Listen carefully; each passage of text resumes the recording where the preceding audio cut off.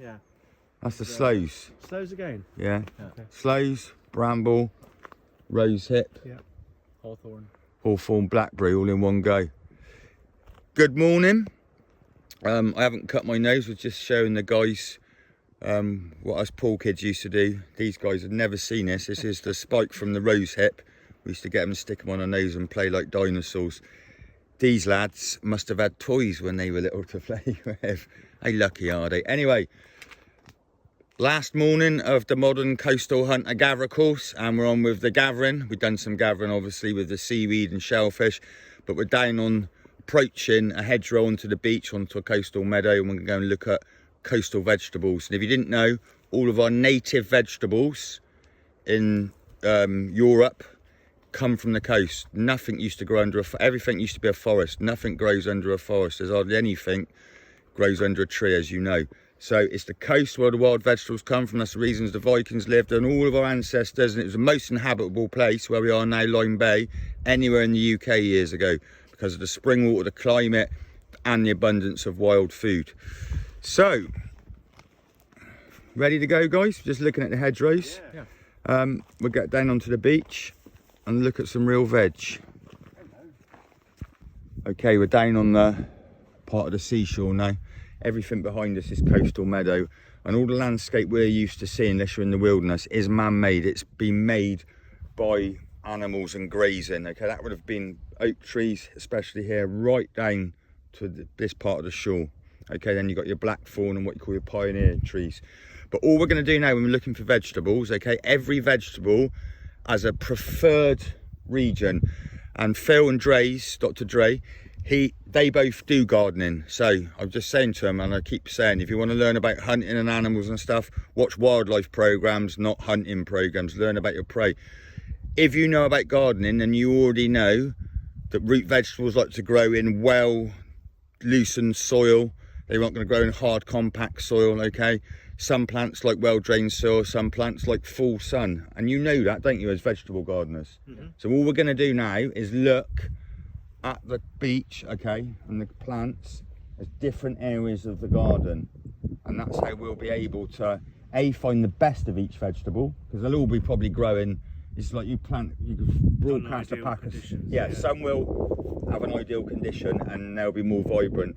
And what is survival? Energy in, energy out. So we want to use the least amount of energy, but also to collect it and harvest it. But also, we want the plants, or the part of the plant where it has put its energy and stored its energy, yeah? Does that make sense? Yeah. Right, first of all, we'll just go and look at one of the most famous, or probably largest food sources, which is sea kale. We'll go and look at that now.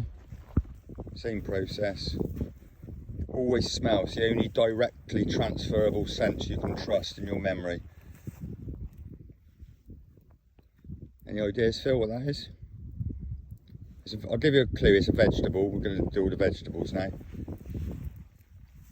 So look at the leaf, because you're gardeners, you would have grown this. Look at the leaves. Looks like spinach. It is spinach, that's what they call sea beet. Yeah, spinach. We call it spinach, sea beet. What other vegetables have the word beet in it? Beetroot. Beetroot. And you see, well, I come to this particular bush because of the red leaves and the red seeds on there. And you see all the other bushes, they're green. And apparently, if we carried on breeding these red ones with each other, eventually we'd make beetroot from it. So that would give you an indication that it's not just the leaves and the seeds you can see now, but you could eat the root of it as well, couldn't you? Mm-hmm. Okay? Yeah, the stalks look very beetrooty like. Yeah. Yeah. This is why I keep saying, you want to learn about all this stuff, just do the boring stuff like be a vegetable gardener. Do you know what I mean? Not boring, is it? But you wouldn't associate that you'd know so much about wild plants as a gardener and not just as a professional wild food person. Do you know what I mean? I was too focused on the actual leaf, but the actual stems are very, like sort of rhubarb, beetroot type stalks and leaves. Yeah. Vegetables. Right, let's carry on, guys. They've come over to The edge of the Phragmites reed bed, which is your thatching reeds. Okay, so we've got water coming under here. This is an open area. Okay, really loose shingle. Really loose the shingle is here. So if there's a root vegetable here, it'd be easy to harvest and it would probably thrive in this condition. And if we pan the camera around to there, come over to this plant here, guys, and tell me what that is. As gardeners, you'll know that plant. What is it? The leaves looks like carrot something. Yeah. So it's carrot, yeah? Smell those seeds. Oh yeah, yeah. Smells like carrot. So the seeds are very medicinal. All the nasty sort of diseases that modern medicine says there's no cure for. Look up the power of wild carrot seed. It's so volatile, isn't it? The smell, yeah? Yeah.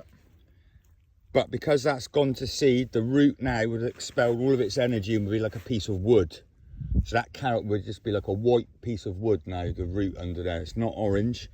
They were apparently bred to be orange. There's a lot of famous stories. I'm not going to recall it now. Anyway, it's white under there, but it'd be no good to us now because it's used all of its energy to go up into its leaves and its seeds, okay? But that's not to say that a plant a month ago had already dropped its seeds and we could still find some younger ones now.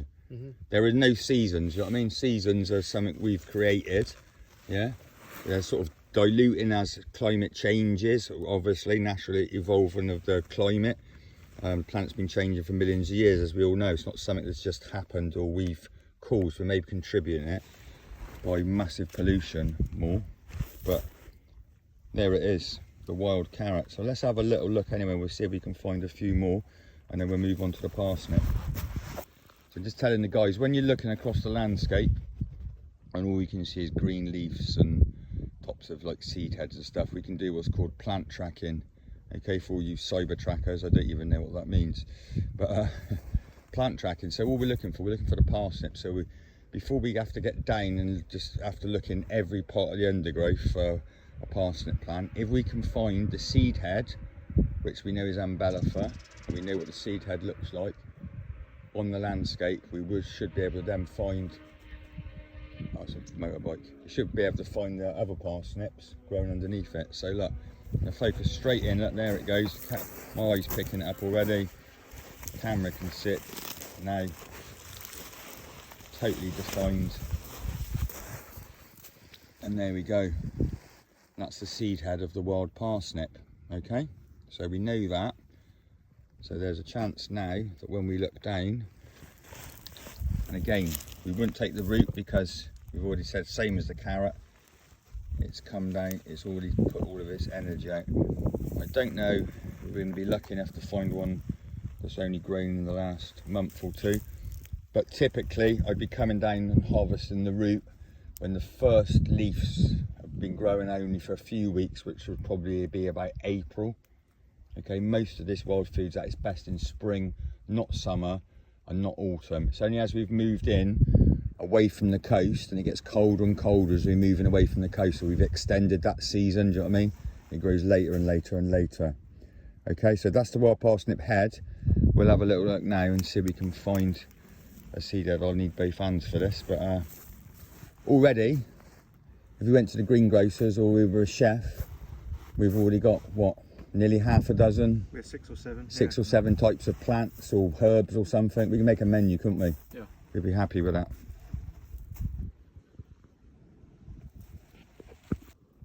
So, Dr. Dre, as a vegetable garden, like they both are, spotted the wild parsnip leaf because it looks very similar to a cultivated parsnip leaf, doesn't it? So, any of you that ever thought learning vegetable gardening was boring, you didn't know it'd ever contribute to your bushcraft survival wild food thing, knowledge thing, shall I say, speak English, there it is. And it's the flavour and the intensity. So just scratch that and then give it to, snap it in half and then give that to Phil. And I want you to close your eyes so you'll never dig up hemlock root and think it was parsnip. You're never going to dig up hemlock root and think it was carrot, because smell it as well. Yeah, it's the smell. Tastes like a parsnip. Initially. It's intense, isn't it? See what that Michelin chef really wanted that to infuse that with butter. This is a Sunday roast. Yeah. Yeah. Beautiful, isn't it? Yeah. And still tender and young because it hasn't gone to seed, yeah?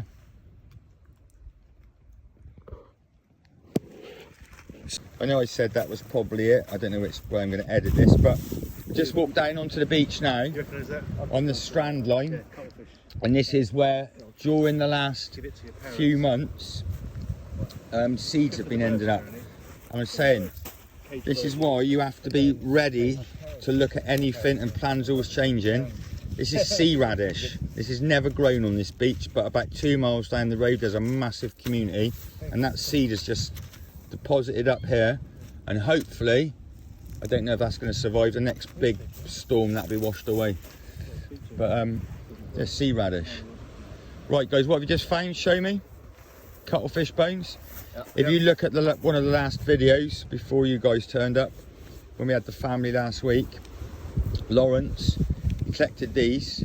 We made a trivet for the fire, and then we made these all the way around, made a pit, and then covered it back, put the shingle up to it, because if you light a fire on this shingle, it's flint, we know that almost, yeah, chirp. Just as your food's about to boil or your mackerel's about to be roasted, this will explode at a tremendous force. These things. No, the shingle, Oh, okay, the stone. Shingle, yeah. So what we done, look at the last video, we made a floor with this, and then we stood them all up like that, yeah, in a pit, dug a pit because it was windy, and then covered it back up like this. Watch the last video, and that was our fire pit, because these won't burn. Okay. The other thing, put your hand out. Put your hand, show me the back of your hand. So, it's the only other thing I've come up for it for. There's a little natural bit of like sunscreen or something. But yeah, it's like Phil was saying, they give it to your budgets because it's just full of calcium. Toothpaste is another thing. I thought this would make amazing toothpaste, wouldn't it? Because it's already calcium. It's got the bit of the grit in it. It's got a bit of the grit in it. But anyway, plans always change. I always do this, switch the camera off, and then we find something else. And that's the most exciting thing about the beach. It is always changing. Mountains, fields, they rarely change, but the beach changes with every tide and every year. Right guys, let's make our way back.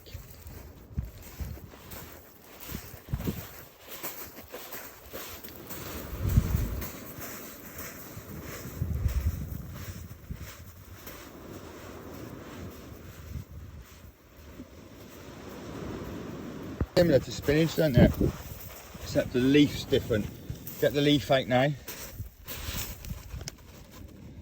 Looks a bit like a goose foot, doesn't it? Yeah. But if you look at it, unlike the other plants that look like goose's feet, this one's got that wild acidophilus like bloom, looks like sea salt on it.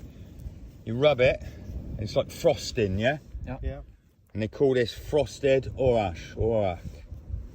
And the seeds, I don't know because I don't ever buy quinoa or anything like that, but people have said to me it's almost related or similar to seeds to quinoa. I'm not too sure about that, yeah. but very.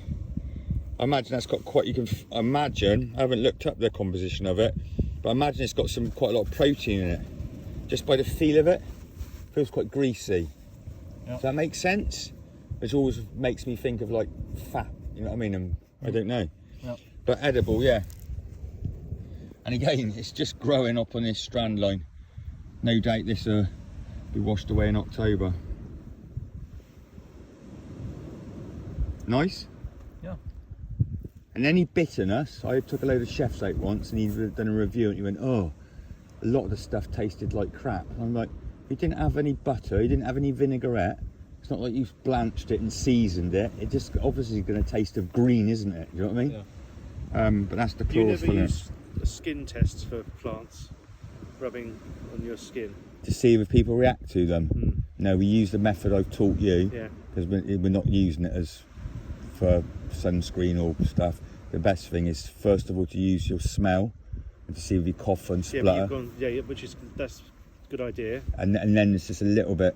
As long as it's in the front of your mouth, and we're obviously not going to do this with things that we think might be poisonous. Yeah. It's just to see that if an edible plant you have a tolerance to, just like we spoke, peanuts kill some people. So a little bit here, as long as you don't swallow it, it's not going to go into your liver, is it, or into your stomach? You spit it straight out. You wouldn't smell it then on the skin, then on the lip. No, because that affects of it going through my skin is going to take a lot longer than, but trust your sense of smell, because if you are allergic to it or it is going to be intolerant to, a lot of the time if you breathe it in, you're going to have some sort of quick response. Yeah. Okay, and it's all about, like I was saying, not closing your mind down, but it's like feeling what it does on your skin, you know what I mean? So rubbing it together, that's more to be able to give you the test of, is it mucilaginous, is it going to moisturise you, is it going to allow things to slip, is it astringent, do you know what I mean? And that's a skin test I'd sort of do for that, do you know what I mean? But not for tolerance really, because there's not many plants going to give you an indication unless they're phototoxic, do you know what I mean? Right, let's go. So there we go. That is, besides, we're going to go and look at some rock samphire, which is not grown on the rocks, is grown on the beach. That obviously didn't read the wild food book as well. We're going to go and look just on the edge of the seashore. Then we're going to walk our way back up to the meadow. And that will be us, guys. Stay tuned. Hopefully I'll be putting on more dates next year if there's enough interest. Look at the website, coastalsurvival.com. Everything to do with wild food, foraging, fishing, hunting, also the mindset, the psychology, the medicine, how to stay safe, how to avoid danger, and how to be confident out in the coastal regions. Thanks for watching, coastalsurvival.com.